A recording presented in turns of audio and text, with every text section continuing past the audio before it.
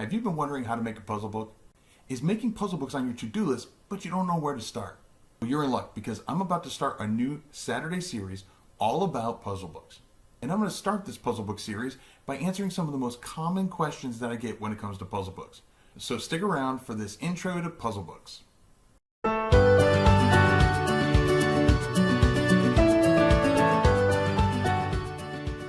Hey Right Riders, Keith Wheeler here, and if you want to continue to get all the hints, tips, and tricks on how to make self-publishing easier, then be sure to subscribe to the channel and smash that little bell icon so you get alerted every time I put out a new video. Question number 1. What are puzzle books? Well, according to Wikipedia, a puzzle book is a type of activity book which contains a collection of puzzles for the reader to complete. Your puzzle book can be completely one type of puzzle throughout the entire book, like a word search book, Sudoku book, and books like that, or you can have a mixture of different types of puzzle within your same book. And I'm telling you, there are consumers for both types. Question number 2. Are puzzle books considered no-content books? Unfortunately, the answer to that is yes and no. It depends on the type of puzzle book you're doing.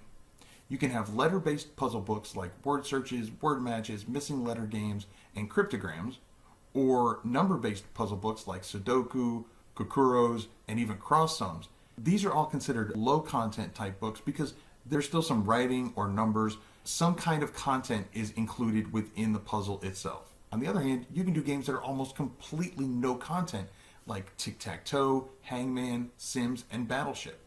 And these require very little on the content of the book itself. Most of the work is done by the consumer. Okay, so that leads to this question: why make puzzle books? Well, the short answer is because they sell.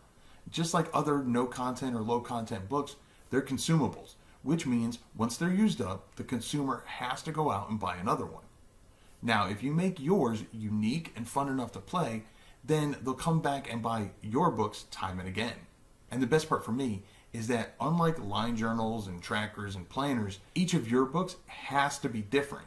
Your consumer doesn't want to come back and buy the exact same book. They've already done those puzzles, which means I find it to be a lot less monotonous.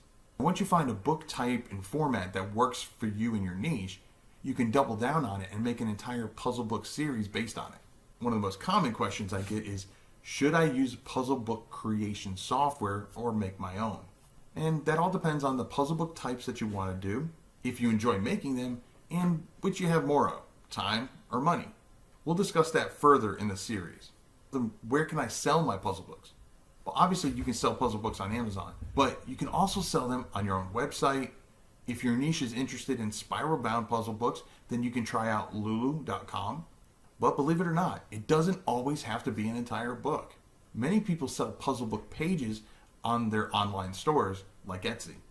Now in this puzzle book series, I'm going to show you the puzzle book research that I do, including how to take a puzzle book type and customize it for your particular niche, show you how to make puzzle book interiors yourself, give you a tutorial on some puzzle book creation software, and I'll even show you a few additions that I make to the covers that my cover designer creates that makes them stand out even more.